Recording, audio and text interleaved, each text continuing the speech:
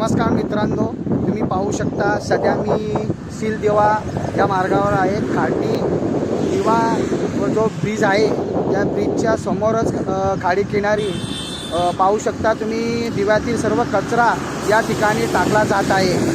ठाणे महानगरपालिकेचे आरोग्य विभाग आणि घनकचरा विभागाचे अधिकारी सहाय्यक आयुक्त याकडे दुर्लक्ष करत असल्याचे समोर येत आहे. तुम्ही पाहू शकता समोर किती हा कचऱ्याचा ढिगारा टाकलेला आहे.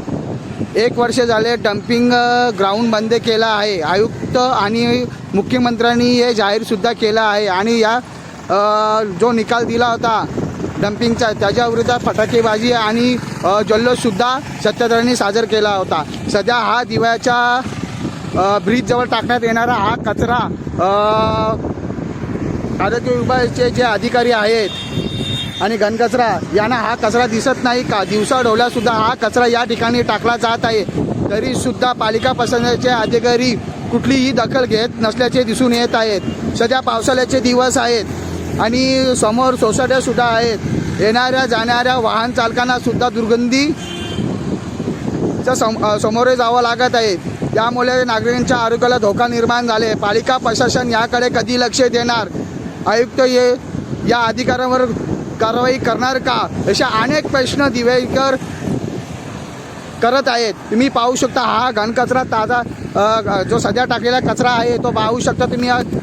लेटेस्ट हा ताजा कचरा आहे जो आजचा कचरा आहे. तुम्ही पाहू शकता अशा प्रकारे समोर ही खाडी आहे.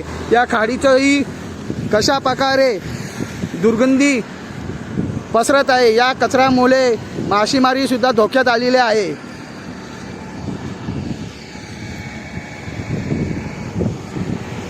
पालिका प्रशासन कधी दखल घेणार?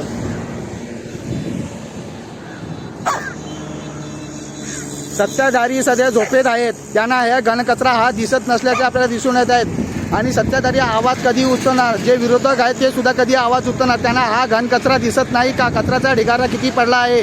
नागरिकांच्या आरोग्याला धोका निर्माण झाला आहे. दुर्गंधी पसरली आहे. सध्या पावसाळ्याचे दिवस आहे. प्रशासन कधी दखल घेणार? दिवा प्रभाग समितीचे सर्व अधिकारी झोपा काढत आहेत का?